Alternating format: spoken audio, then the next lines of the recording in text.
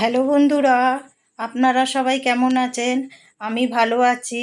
বলুন তো এটা কিসের লাড্ডু? বলতে পারবেন কি? চলুন তাহলে আমি এই লাড্ডুর রেসিপি আপনাদের সঙ্গে শেয়ার করছি। আসসালামু আলাইকুম বন্ধুরা, আমার চ্যানেলে আপনাদের সবাইকে স্বাগত জানাই। বন্ধুরা, আমি আজকে আপনাদের সঙ্গে শেয়ার করব বেঁচে থাকা রুটি দিয়ে দারুণ রেসিপি একটা।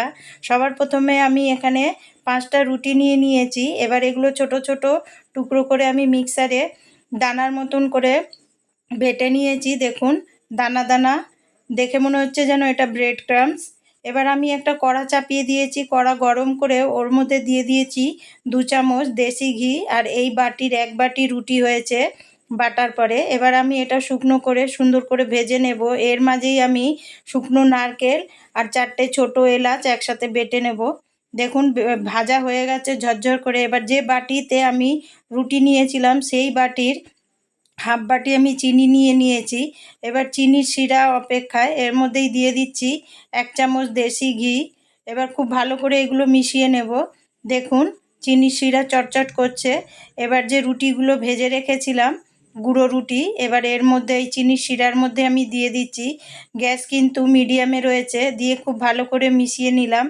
এবার এর মধ্যেই দিয়ে দিচ্ছি কিছু ড্রাই ফ্রুটস, দিয়ে দিলাম কাজু বাদাম, তারপরে দিয়ে দিলাম এখানে 4 মগজ, কিশমিশ, দিয়ে খুব ভালো করে এইগুলো একসাথে মিশিয়ে নিয়েছি।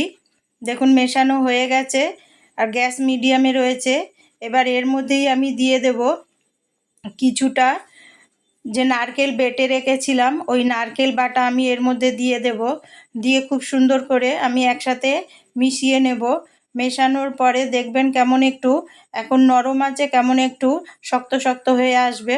এবার আমি মেশানোর পরে গ্যাস বন্ধ করে দেব। গ্যাস বন্ধ করে আমি এটা ঠান্ডা করে নেব। আধ ঘন্টা পরে আমি দেখাচ্ছি। দেখুন আধ ঘন্টা পরে কীরকম আঠালো হয়ে গেছে। এবার আমি হাতের মধ্যে জল বা দেশি ঘি যে কোনো নিতে পারেন আপনারা। আমি দেশি ঘি নিয়েছি।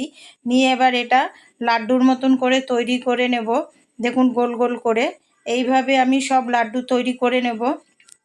দেখুন সব লাড্ডু তৈরি হয়ে গেছে। আপনারা অবশ্যই বাড়িতে একবার ট্রাই করবেন, করে কমেন্ট করে আমাকে জানাবেন কেমন হয়েছে।